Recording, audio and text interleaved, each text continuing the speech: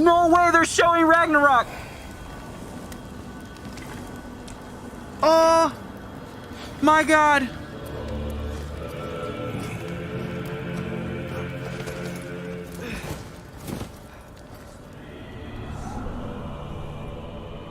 Time is running out. The prophecies say Fimbulwinter leads to Ragnarok. War is coming. My story doesn't end hiding in these woods. I should be out there, finding out who I am. Atreus is growing up! I will not allow you to pick a fight with gods. He sounds so much I don't older. want to fight anyone. I Okay. just want answers. Freya's pissed. And if those answers Understandable. lead to war with Asgard, Maybe that's what Mother wanted. we do not know what Mother wanted. Well, I recognize that dour expression anywhere. Shut up, Mimir! Odin's got tricks up his sleeve we haven't dared to consider. What if there was someone who could help us? You mean Tyr, the old god of war in these lands, who is dead? Well, for a dead man, Odin seemed pretty keen on seeing he wasn't found. If he's out there, we gotta find him. Come in. What in all yarns be the happen to him? We're trying to stop Ragnarok, to help people. And what if the only way to do that is war?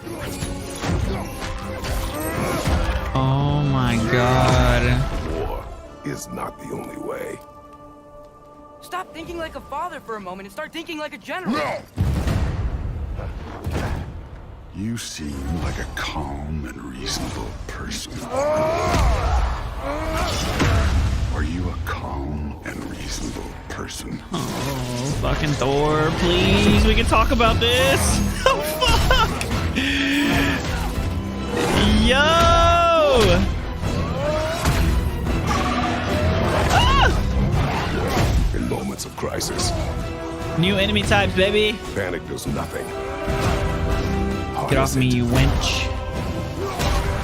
Let it serve you.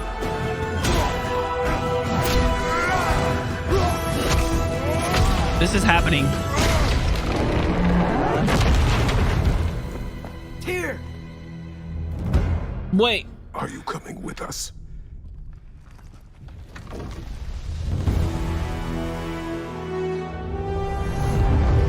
Daddy Tyr, is that you? What? You'll get your Yo! answers soon enough.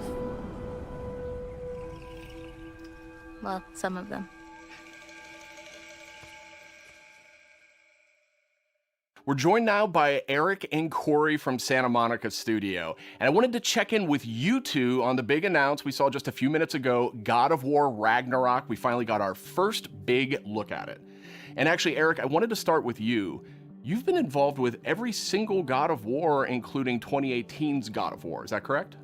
Yeah, that's correct, Sid. I've been with the studio since 2004 in many different capacities, working with both Santa Monica and Randy at Dawn on the God of War franchise. And I don't know why, but they thought it'd be a good idea to say, hey, do you want to direct this one? And so that's what I'm doing. I'm directing God of War Ragnarok, or as Corey likes to call it, never heard of it. So that's the update on that. So Eric, why the shift in leadership on God of War Ragnarok? It's always been a tradition here at Santa Monica to change the directors across the games. You know, we've had really good success with that. Corey's been the only repeat director, and, you know, rightfully so. He's pretty damn good at what he does. So that's kind of what it is. That's cool. The important thing for us is to be able to kind of get a fresh perspective each time, but also, you know, a fresh pair of legs in the sense that you're really exhausted at the end of finishing one of these things. So you got to con somebody else into doing it, like him. So Eric, what aesthetics or themes sort of resonate with you as a creative? I mean, I guess what I'm getting at is like, how do you see yourself leaving your fingerprints on God of War Ragnarok?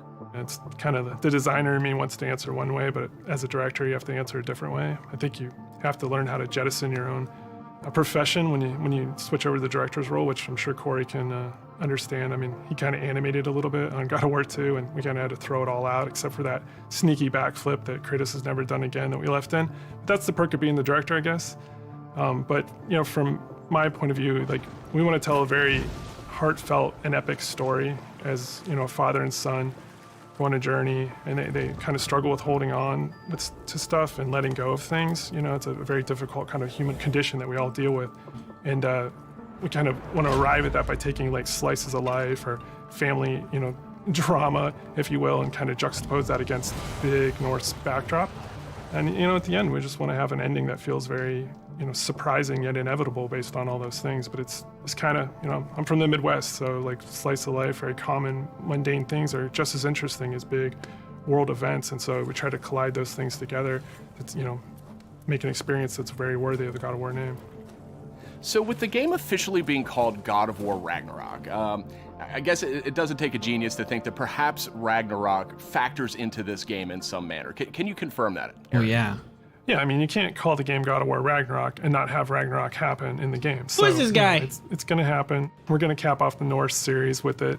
And I think Chris Judge said it best in the announced trailer last year. Prepare yourselves. The last game ended with a teaser of sorts for Thor. And I just got to know, was that Thor's voice we heard in the trailer just a few minutes ago? That was definitely Thor's voice that we heard in the trailer. Thor is being played by Ryan Hurst, which you might know him from Sons of Anarchy. He played Opie, one of my favorite characters ever. So good. And we're just delighted to have him come play in the God of War sandbox. And his take on Thor and our take visually on Thor is very different than the hunky Australian you might know. He also he's played much Walking closer Dead. to the Norse mythology. He played version. Beta in He's Walking this Dead. Big, burly, almost hedonistic man-child, red hair, left-handed, just a little off kilter than the Thor that a lot of people know right now. So I can't wait for people to experience more of that when the game's done. We also heard the name Odin in tonight's trailer. So I imagine if we're going to experience Ragnarok, Odin's going to have to play a pretty big role here, right? Definitely. I mean, Odin is the Allfather of all the realms, so he's going to show up when Ragnarok happens. We're very, very happy to have Did this guy Mr. not play the Richard first Schiff game come yet? on to play Odin for us. You may know him as Toby from The West Wing. This was one that we never thought was going to happen. It was like kind of a shot in the dark, and he got back to us, and we walked him around the mocap volume, and he was just like, I've never done anything like this before. Let's do it. And so the kind of rest is history. So I can't wait for people to experience that and see how he factors in. And it's a very different take, again, much like Thor. He's like a old man who's just kind of busy with his own things and doing whatever he wants. And he doesn't live in a castle or anything like that. So it's again, a different take, kind of what we do. We just take what's known and curveball it a little bit and, make it special. We also saw a couple of new characters tonight. So what can you tell us about them? Are you talking about the little squid? Oh no, you're talking about Tyr, the big guy. Yeah, he's the Norse God of War.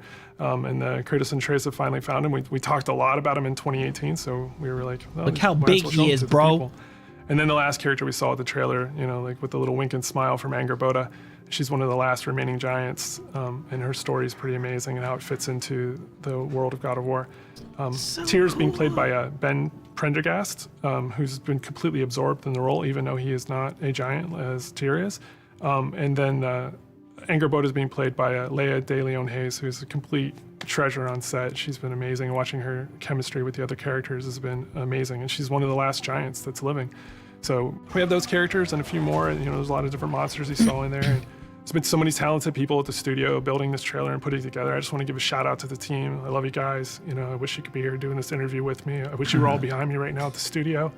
That would have been completely amazing. And lastly, to our fans, we have a saying at the studio that we are fans of our fans, and I cannot wait to watch all the tweets, the messages, the reaction videos that you guys put out, and our team to be able to take that into heart and just get excited and hyped, and then use that to push us through to finish the game for you guys. We're So, hyped too, thank you very bro. much.